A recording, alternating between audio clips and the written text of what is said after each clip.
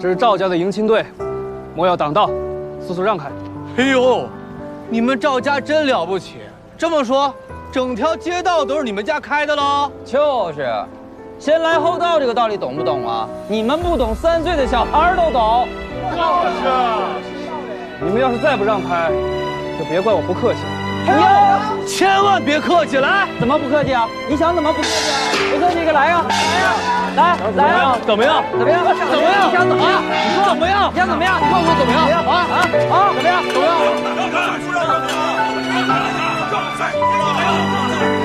我们快让！不让开！说了我们不让！那谁不行？让！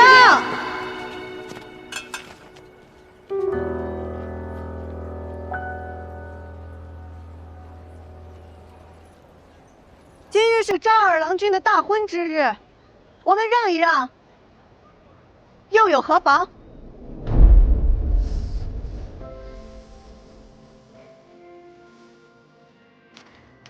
让路可以，但是这份热闹不能让。哎，我给你们舞一段。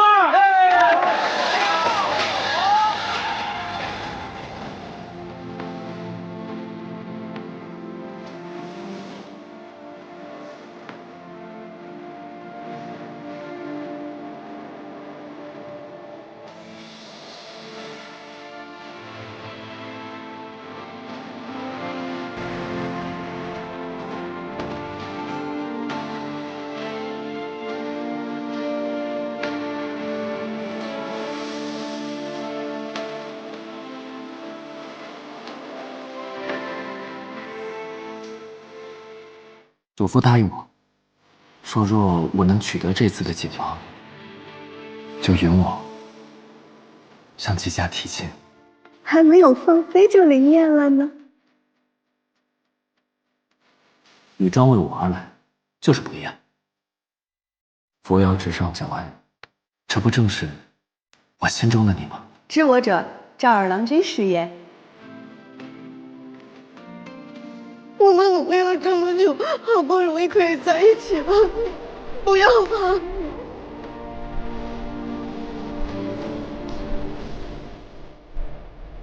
也许我们的情感并没有你想的那么重，但是我放弃你，是我自己的选择。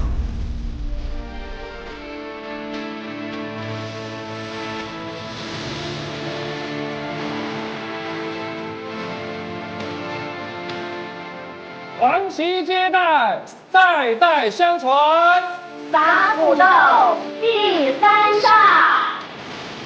一打荣华富贵，二打金玉满堂，三打三人齐语，四打龙凤呈祥，五打五子拜相，整死是。六打六合同春，七打您怎么也来了？夫妻偕老。刘将军在此，谁敢不来啊？八马回家。你看看，这半个益州城的权贵不都到了？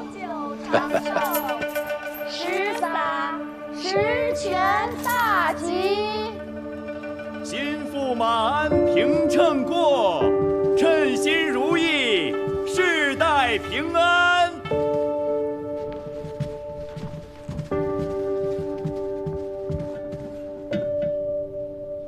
望庆斩拜，夫妇一体，携岁永离。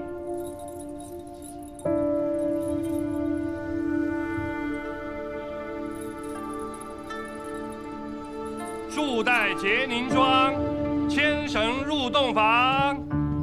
好了，这里不用你了，下去吧。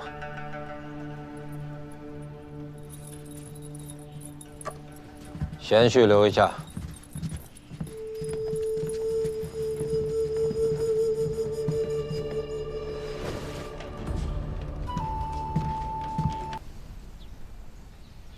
哎，赶紧，把今天赚的钱数数。我们跟于家46分成。行，46分成。哎呦，今天可真没少赚。不好啊！赵修元染出了曙红丝。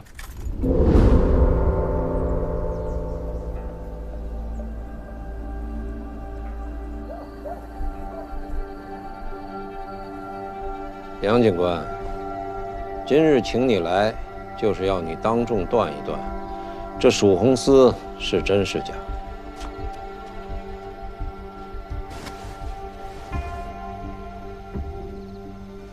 尤将军，这曙红丝真假肉眼难断，但下官记得，当年曙红丝过碱水而不褪色，是真是假，一验便知。上碱水。 请各位勘察。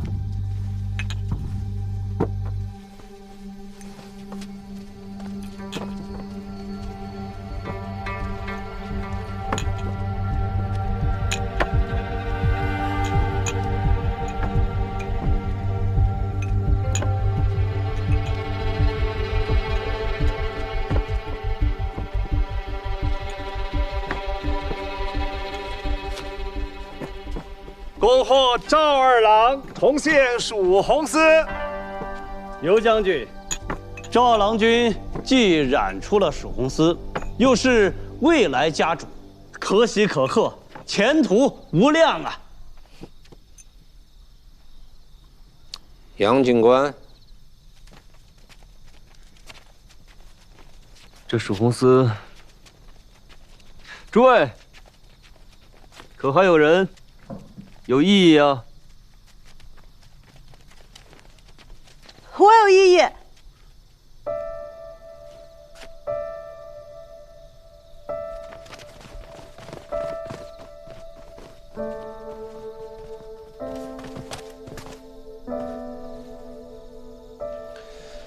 季娘子来的正好，看看与你阿耶的曙红丝有何区别呀？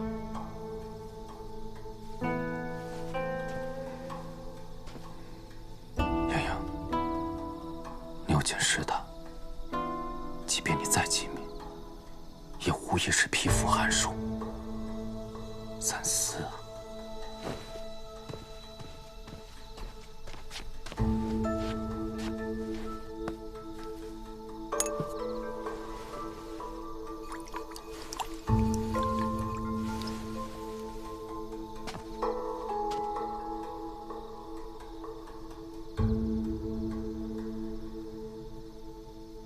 这丝颜色不对，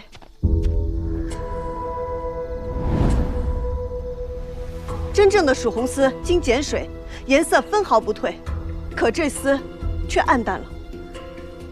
诸位可以仔细辨别手中红丝，若是以前的红有10分，那如今便只有7分。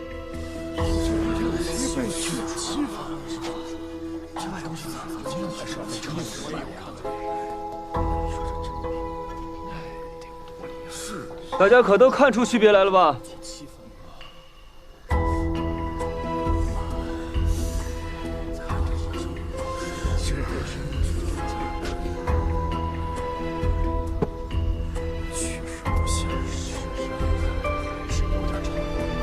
田旭，你辛苦染出的曙红丝，现在季娘子在当众质疑你，你不说句话。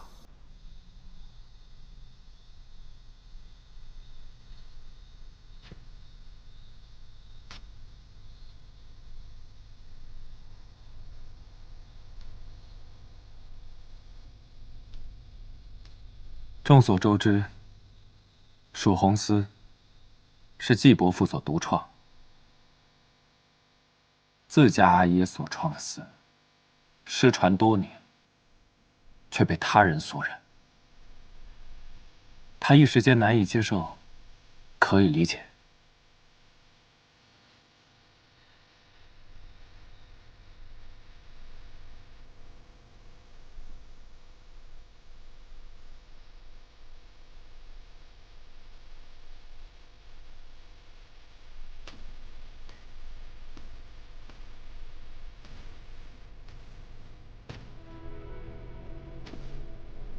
仅有风姿，人亦当有风骨。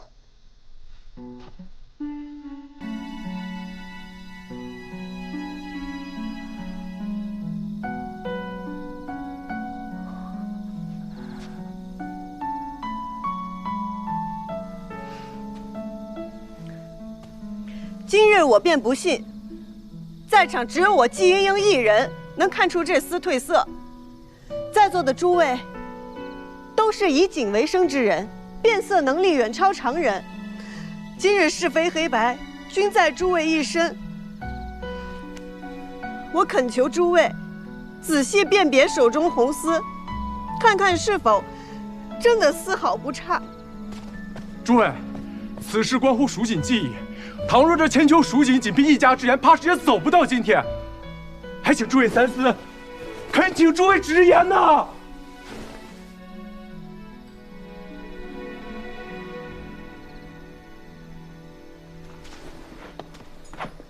刘将军，晚辈眼拙，着实瞧不清这褪没褪色。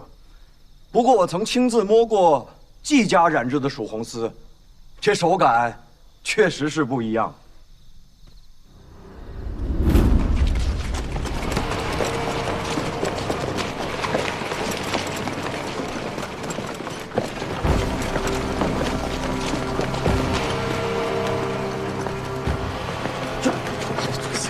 师傅。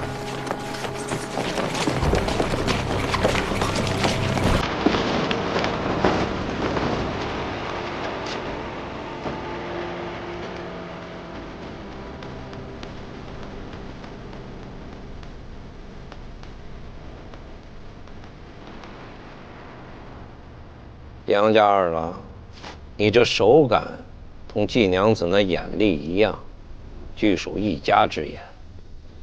想清楚再回答。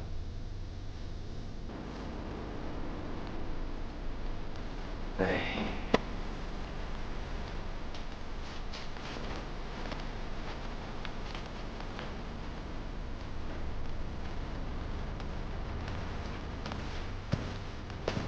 季娘子，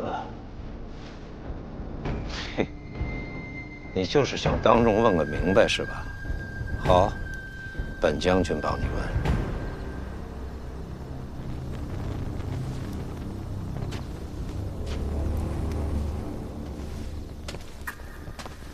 杨夫人，这可是蜀红丝啊！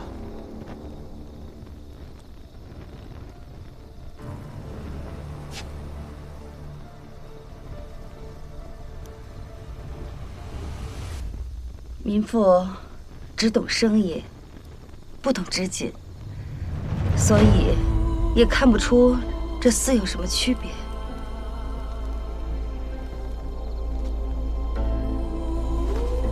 孙掌柜，你说是蜀红丝吗？自然，自然。王掌柜说，千真万确，这确实就是蜀红丝。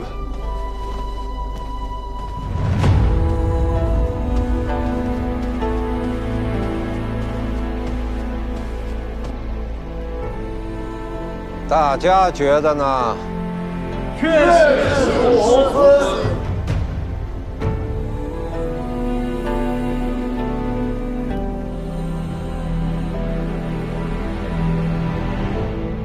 指鹿为马，颠倒黑白。英英，你看清楚了，这就是权势。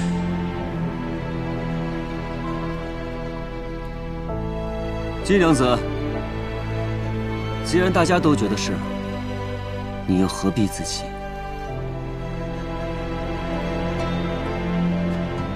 兔子是不可能一口咬死老虎的。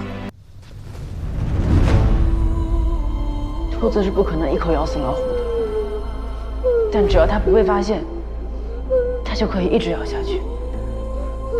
总有一天，它会咬死老虎的。刘将军，勘验无误，这确实是蜀红丝。哦，那警官府门口那块蜀红牌呢？自该换成赵二郎君的名字。很好。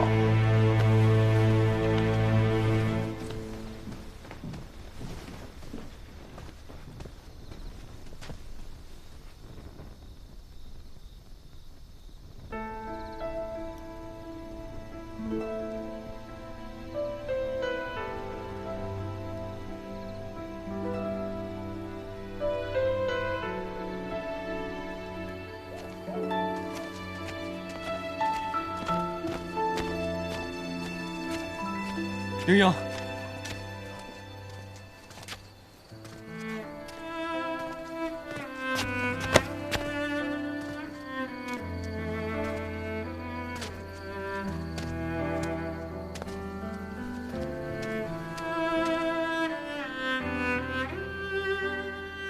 贾曙红，真是你染出来的？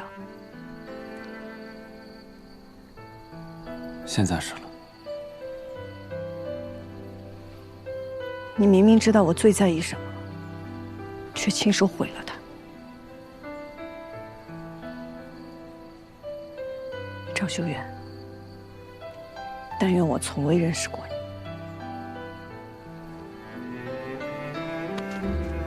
你。英英，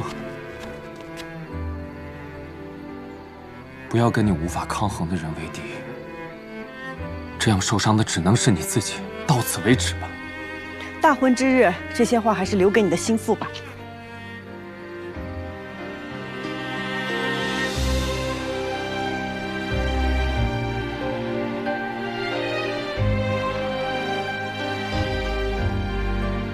我又何尝不知，贾曙红是刺向你的一把刀。可是这把刀，我不拿，也会有别人来拿。不要！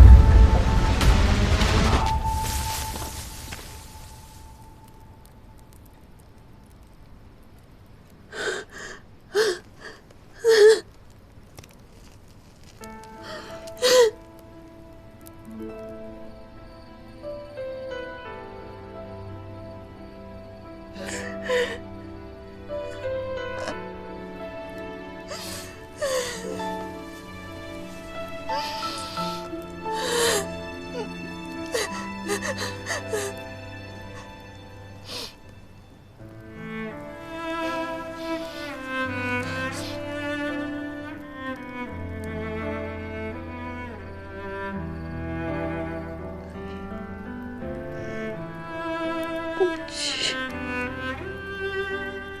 对不起，也对不起。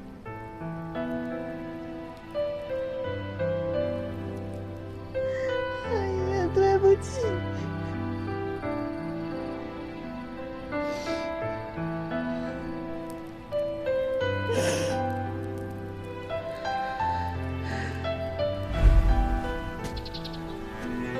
你阿爷的事，什么时候想查了？随时来找我。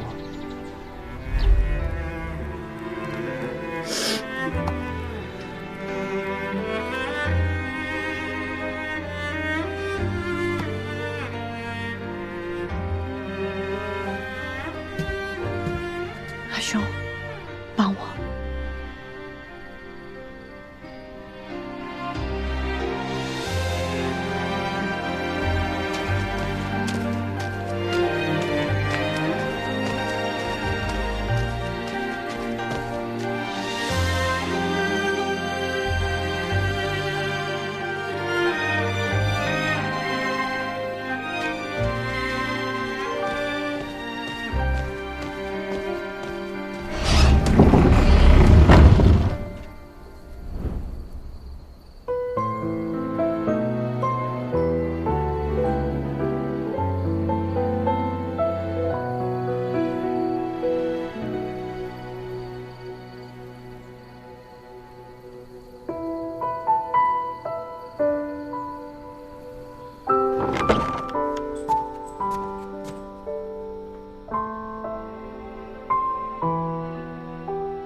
兔子是不可能一口咬死老虎的。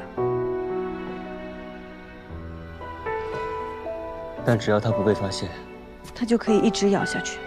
总有一天会咬死老虎的。来日好友。来日好友。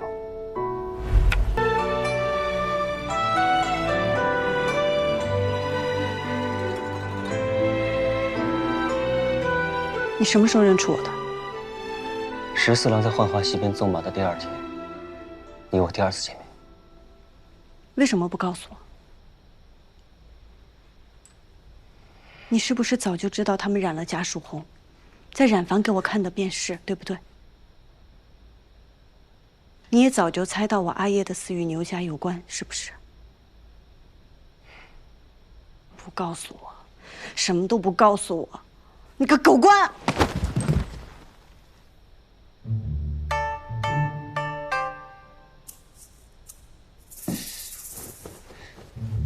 学会了，这招我还没用过，对我不好使。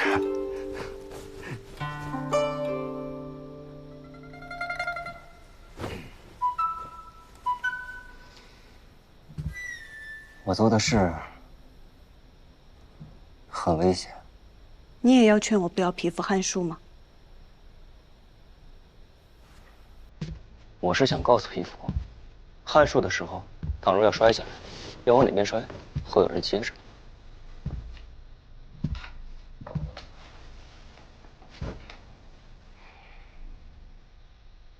你知道我会来，你在等我。也不完全是。你到底在山上发现了什么？有人往山里运丝，你说他们这是要做什么？那日我让你看的碎布料，便是从那些人身上割下来的。我已经让人根据你的指点，去山里找位置了。一旦发现，如何？道之所在，虽千万人，吾往矣。杨金兰，你答应我一件事吧。你想让我做什么？我们合作。合作？你想查什么，我都能帮你。但是我需要知道，我们若是合作，你背后之人能不能护住季家？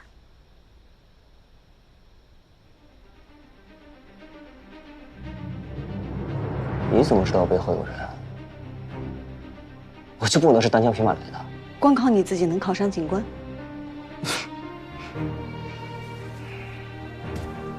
但凭我自己，风霜刀剑，庇护季娘子平安。我的平安由我自己来护。我要染出真正的曙红丝，你能帮我吗？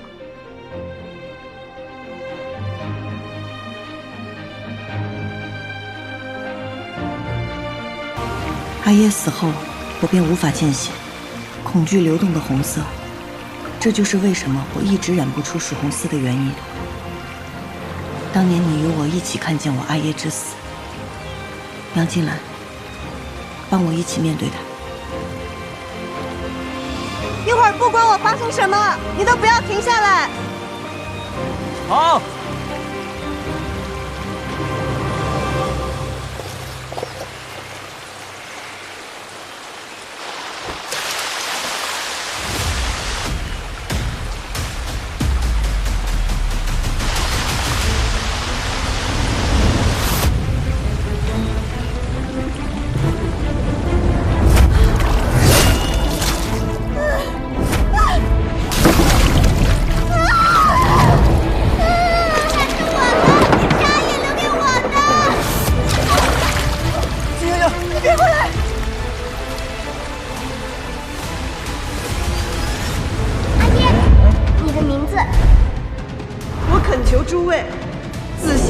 手中红丝，这可是曙红丝啊！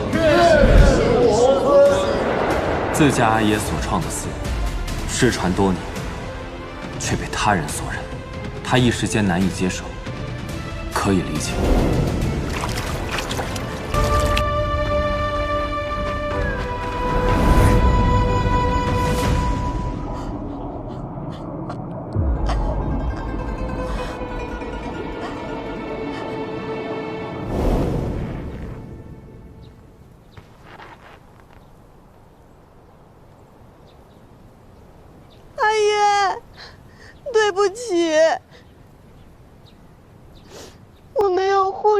曙红丝，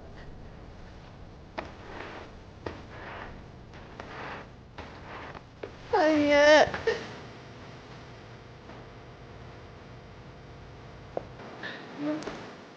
莹莹不怕，这不光是血的颜色，它更是曙红丝的颜色呀！啊，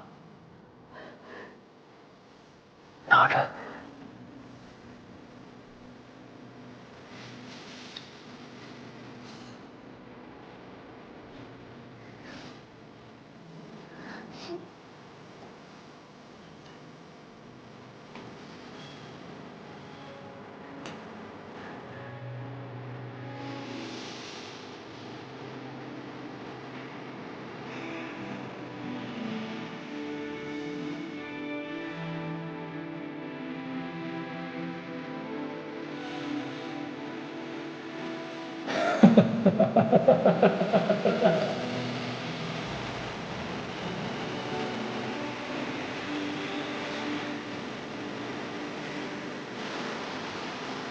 阿姨，我不怕。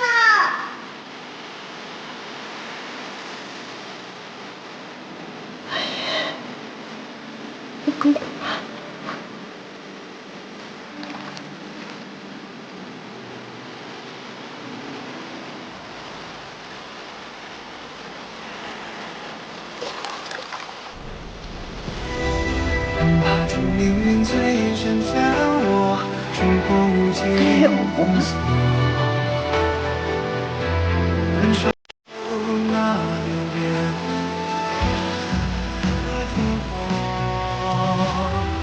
我一定会染出曙红丝。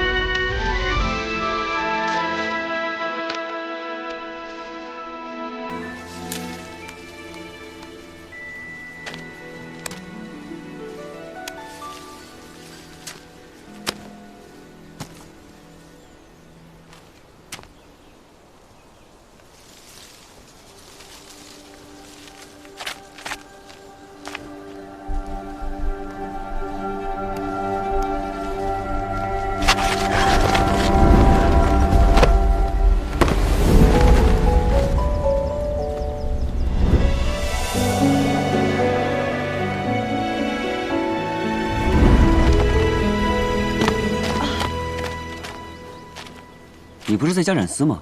怎么跑这儿来了？我缺一位染料，你怎么在这儿啊？我和几位酒肉朋友，杨警官，我们几个在这儿。你们认识？认识啊，这不用说了，让我来猜猜，这位可是三道堰的季娘子？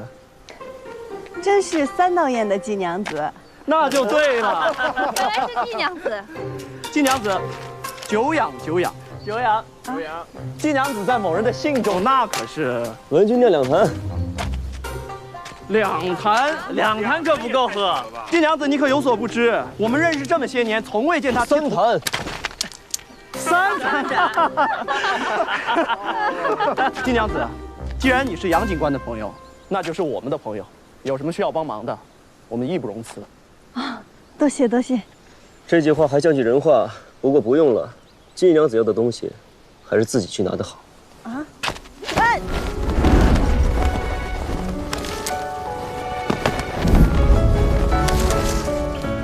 杨警官，还有一件事情需要我们解释吗？10坛。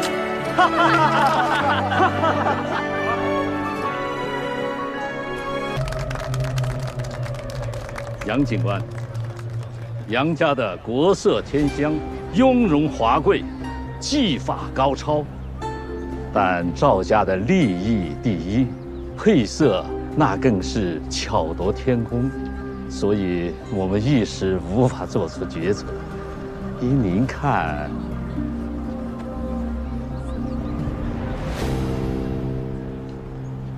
是啊，这两家的锦真是各有千秋。依我看，这天色尚早，既然难以决断的话，那就再看看，再想想，再斟酌斟酌。杨警官是在等谁啊？既然胜负已经分晓，那麻烦您宣布结果吧。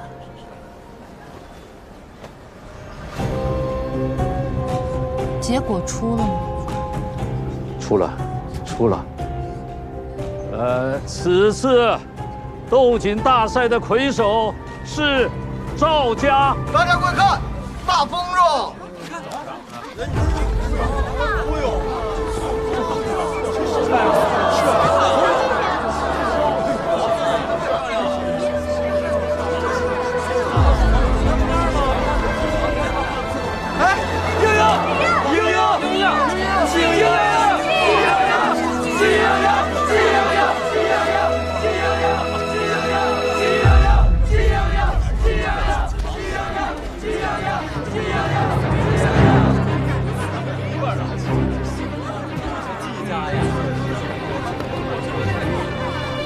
阿娘，你看这个风筝的颜色，难道是蜀红丝？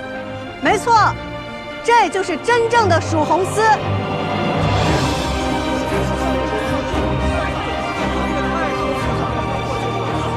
不是说季家再也染不出蜀红丝了吗？静英，你这蜀红风筝从何而来啊？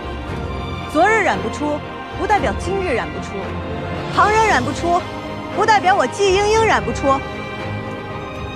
季家季莺莺，宋锦凤还巢，请诸位品鉴。季莺莺凤还巢，季莺莺凤还巢，季莺莺凤还巢，季莺莺凤还巢。若我没记错，季家不能参赛吧？罪人之后，怎么可以参加斗锦会呢？季娘子没有参赛资格，还要扰乱会场，杨警官不管一管吗？赵夫人，此事本官还真管不了。若本官没记错的话，他们是逢射而出，这圣人都射了，怎么，赵夫人，您觉得射不得？我没这么说，只是这斗锦比的是锦画，他拿一个风筝来参赛，成何体统？蜀地千面，随心而生。这只蜀红风筝，亦是我心中之画，是我阿兄心中所想，亲手所织。锦官府也尚未规定锦画应当织成何样，我手绘我心，有何不妥？就是啊，有何不妥？杨警官，季莺莺在众目睽睽之下假造蜀红供丝，胆大包天，你说应该怎么处置？我看这蜀红风筝鲜艳夺目，倒不像是假的。杨警官莫不是忘了，真正的蜀红丝已经被你送入长安，炼成圣上了。哎呀，季娘子，先前有赵家的蜀红丝，现在又有你季家的蜀红丝，搞得本官是眼花缭乱。要不这样，你代替本官断一断这真假如何？加油啊！加油加油！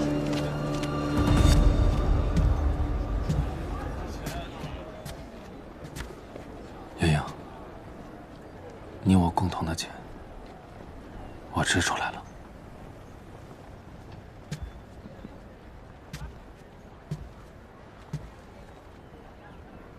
谁说女子不能长风破浪，不能意气风发？扶摇直上9万里，这不正是我心中的你吗？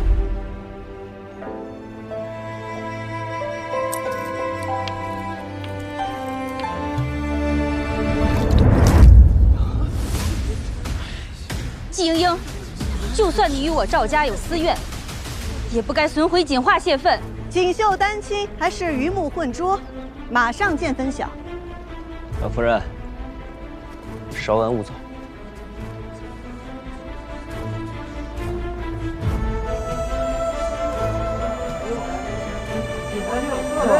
掉色了，掉色了，褪色了，这是假的，这个还是假的？假的。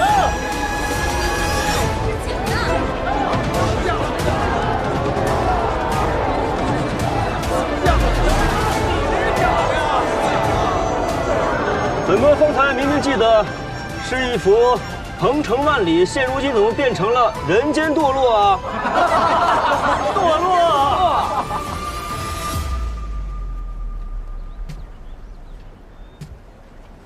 这幅锦早已面目全非。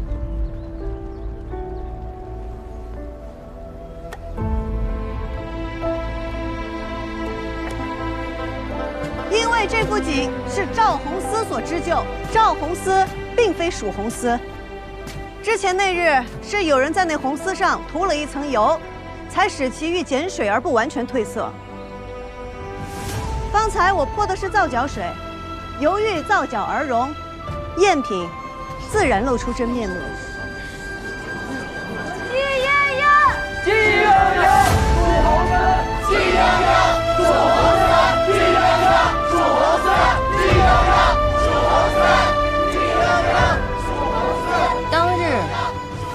位一到，在牛将军面前亲口承认，赵家染的就是真正的蜀红丝。怎么？今日诸位是想反悔吗？不是。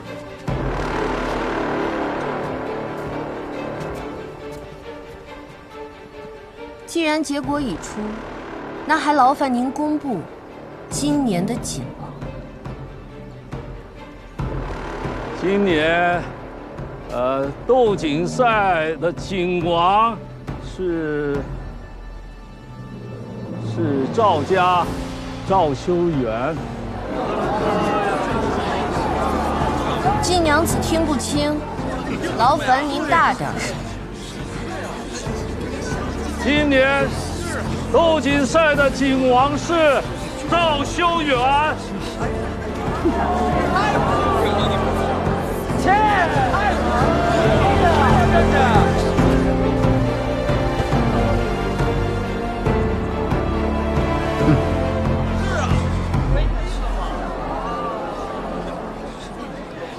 既然牛五娘子金口玉言，锦王已定，我走便是。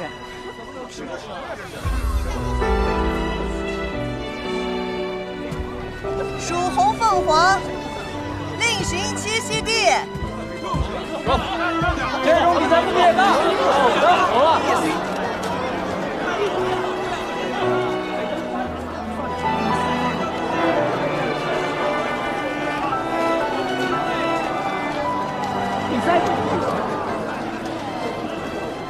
阿兄，从今日起，无人不知我们季家蜀红重现。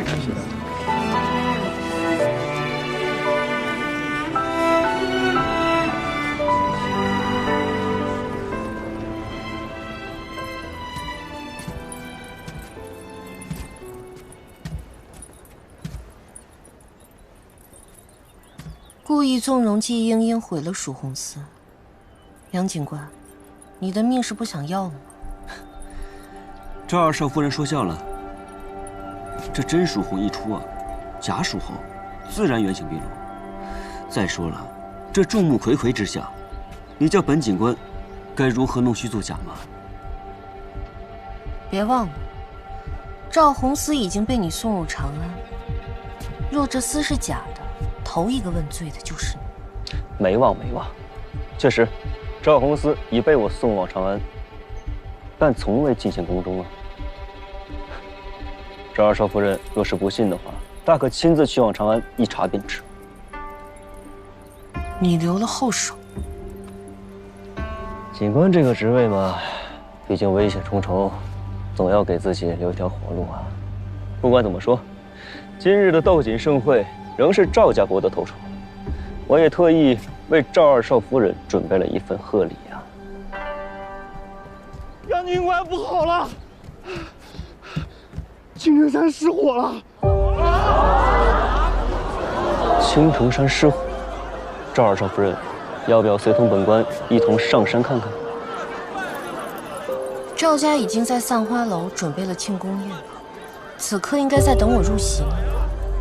青城山的热闹，杨警官独自去凑。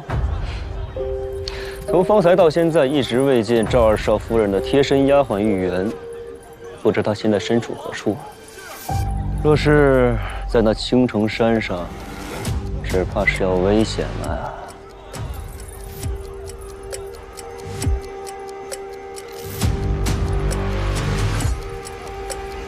节度使令，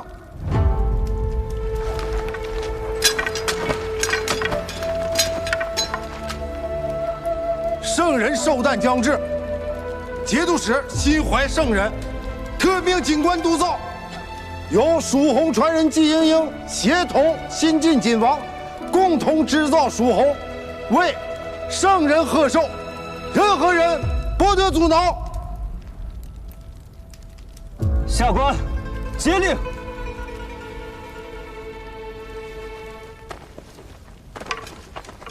刘将军，你看让您的人，还是把弓箭收了吧。山中失火，杨警官与桑长史心系百姓，上山救火，不幸双双殒命。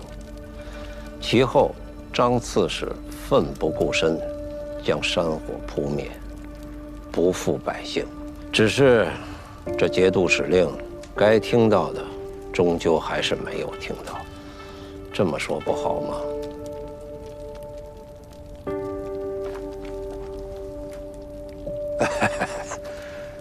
牛将军，本官今日也想晚来一步。可牛将军，你想想，节度使是怎么知道蜀红传人是季莺莺，而非赵家二郎？本官今日要是晚来一步，我这条命算是到头了。可是牛将军，您在节度使那里也得雪上加霜啊！未雨绸缪，暗度陈仓。杨警官，你好手段啊！好，既然节度使命你督造织锦，那就千万别出任何差错，否则谁也保不了你。不劳牛将军费心，但愿吧。走。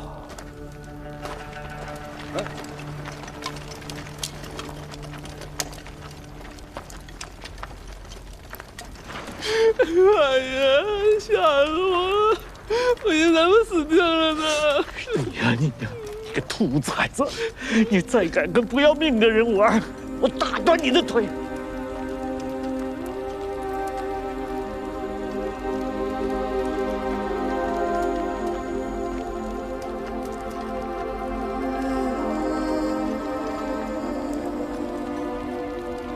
我今日算是见识到了，什么叫做颠倒黑白，权势滔天。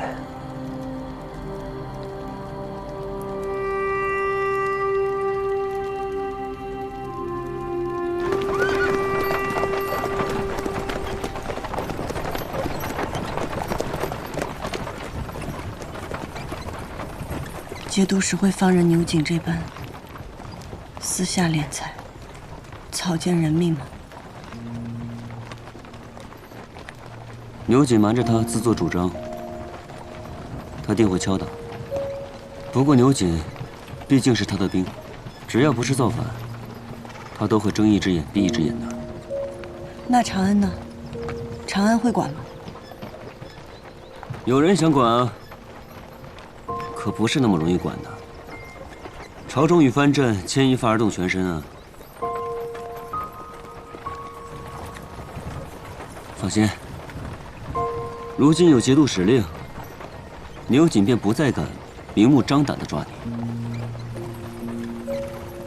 就是他敢，我也不会让他得逞的。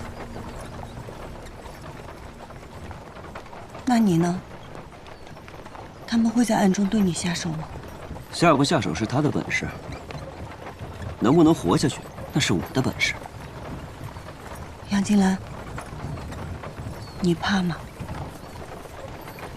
你怕吗？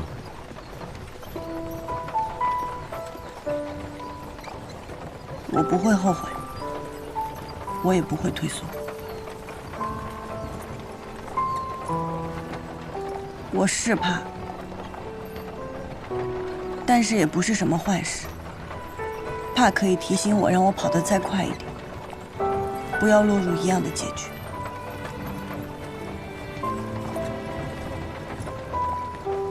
我也怕，怕对不起死去的人，怕护不住活着的人。但如果一直怕，反而跑不快呢？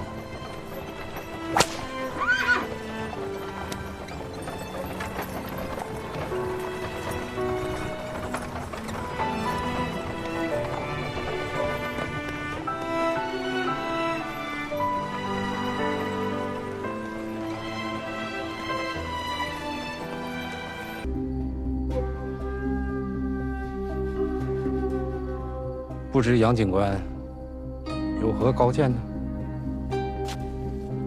回刺史，既然有人冒用将军名号来刺杀季娘子，咱们不如反其道而行之，便由牛将军来护卫季娘子。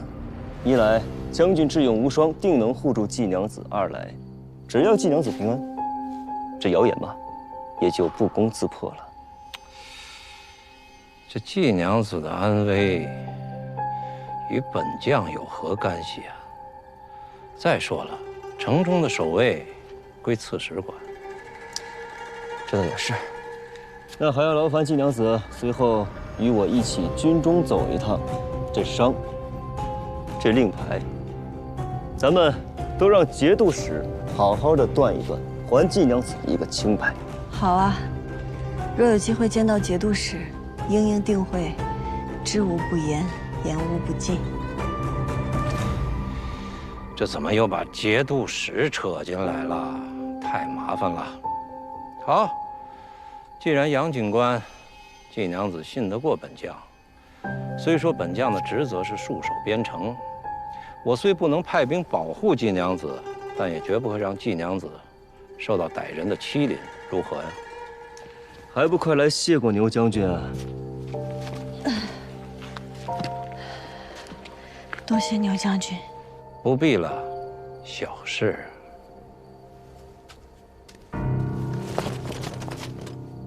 有劳了。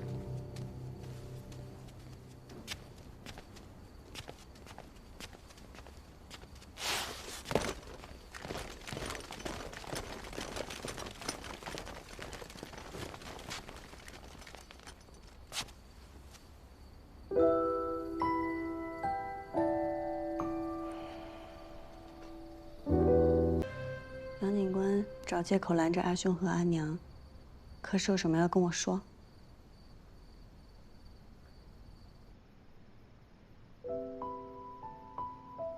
难道我猜错了？你让高放冒充牛家刺客，难道不是想要先发制人，让牛景不敢再对我动手？你是没猜错，但我的计划中，可没有季娘子舍生忘死、身上中箭这一环。我这不是怕他们倒打一耙，污蔑咱们贼喊捉贼，想把戏做得真一点吗？大夫刚刚也说了，没事儿的。我说过我会护着你，你也说过你会相信我。正是因为信你，才配合你啊。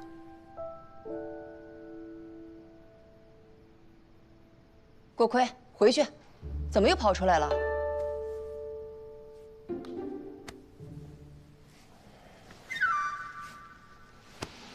下次谨慎些就好啦。再说了，有杨警官托底呢。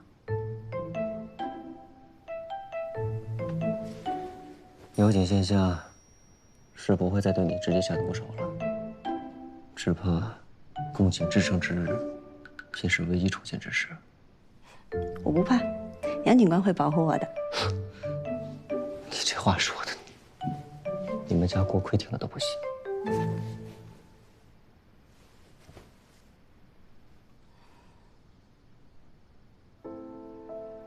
牛景今日也算是投鼠忌器了吧？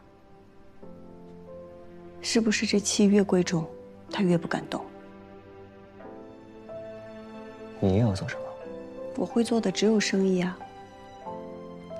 如果我不仅能染出曙红丝，还能织出这世上独一无二的锦，我能做锦芒，做皇商，做一棵任何人都想保住的摇钱树。他牛景再想动我，便更得好好思量思量。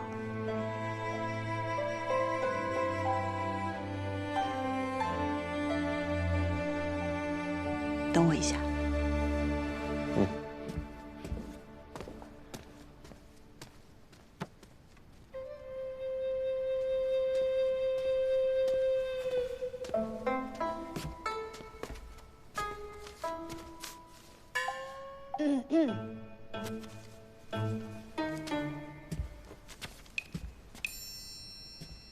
这些是当年我家所有能出入警房和染房的工人名单，以及押送贡锦通进官府交界时所去的工人名单。除此之外，还有当年的警官刘崇山以及他手下的侍卫。杀死我阿爷的督运官，还有那些交界的官兵，他们的名字我并不知晓。若是当年你师父真的在查我阿爷的案子，那这些对你想要寻找的蛛丝马迹或许有帮助。杨金兰，我阿爷的事，拜托你了。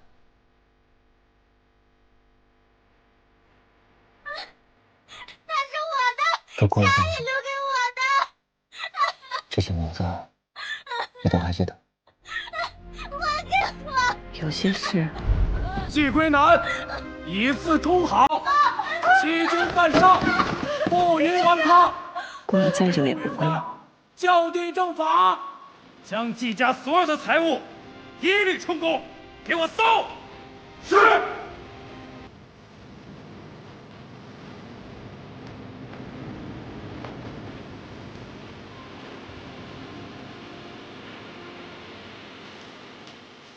夫人，赵修元在门外求见，说是要与娘子商议共进织造之事。回去。坐下。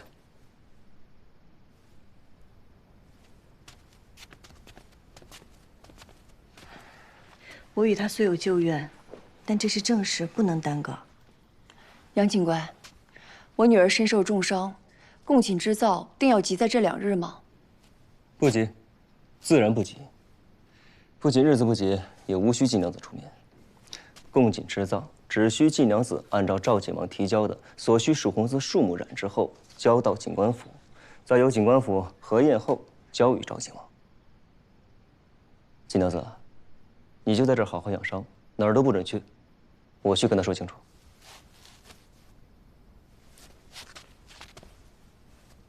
杨警官，莫忘了民女所托。父亲，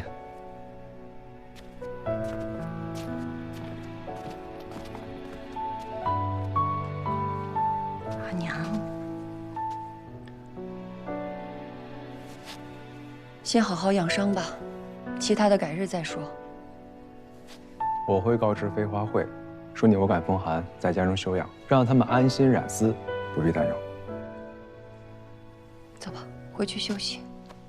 休息。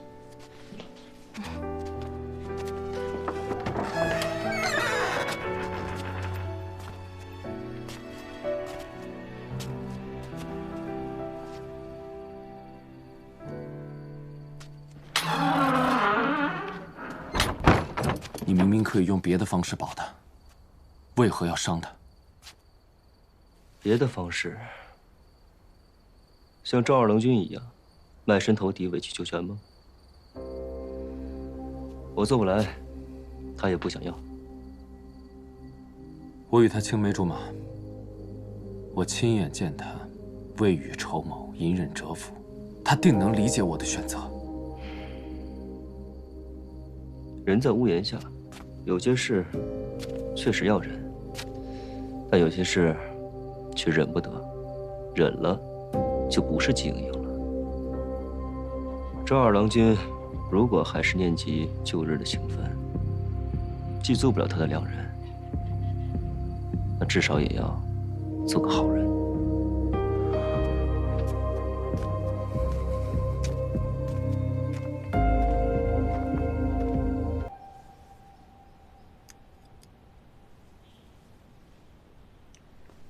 恭贺季娘子重现蜀红丝，苦尽甘来，凤凰于飞。可这是兔子哎，跟凤凰有什么关系？凤凰太难画了，我还没学会。季娘子就先将就着。你自己做的？你的伤怎么样了？我若是不好，我阿娘怎会放我出来？你特意把我喊进来，不只是为了问我这个吧？如果我说是呢？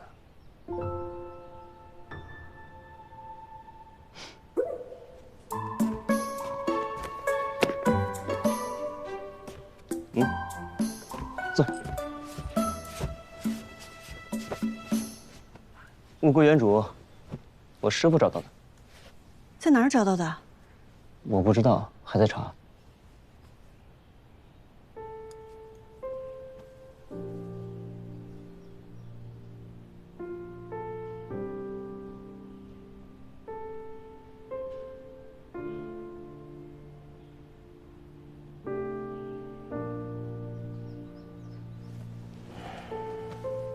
我阿耶因为贡井造假而殒命，牛家在山中建黑井房是为了造假井。或许当初他们就是这样用假井替换真井，事发之后，我阿耶便成了替罪羔羊，对吗？金娘子，咱们约法三章可好？查案归我，定还你一个真相。那我需要做什么？做生意。杨某看似光鲜，实则挺穷的，说不准某一日还需要季娘子接济。我朝律法，行贿当抓，受贿当斩，我不敢。到时候你可以把钱袋扔地上，我假装捡到，顶多算拾金不交，道德有失，触犯不到律法。狗官。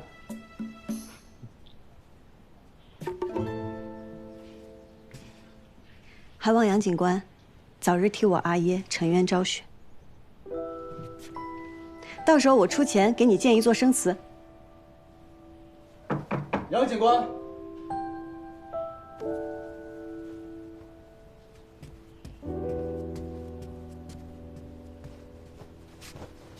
进来。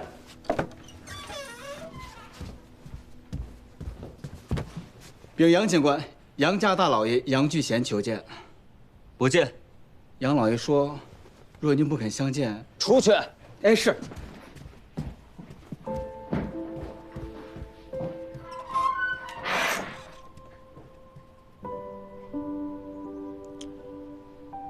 其实我跟他也没什么深仇大恨，过去的事儿都是他身不由己，也是我年少不懂事。可过去了就是过去了，没必要和好，更没必要道歉。我不习惯，更不需要突然出现这么一个阿姨。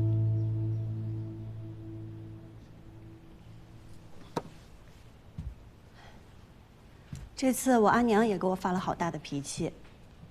一副我再不听话他就不要我了的样子。但我先是我自己，才是我阿娘的女儿。我可以照顾她，孝顺她，哪怕以命抵命。但是我却不能按照她说的那样活。若是那样，我便会面目全非，我便会不知此生我为何而来。我阿娘也会愧疚一辈子。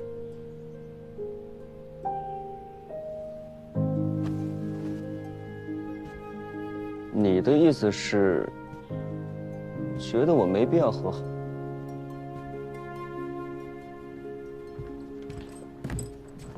那就是与他和好？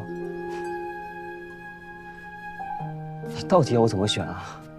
选你的心之所向，不管你怎么选，我都会站在你这边的。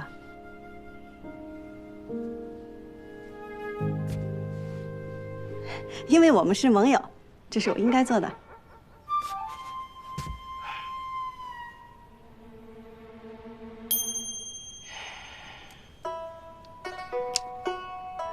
来，吃点甜的。季娘子这安慰人的法子，真是够差的。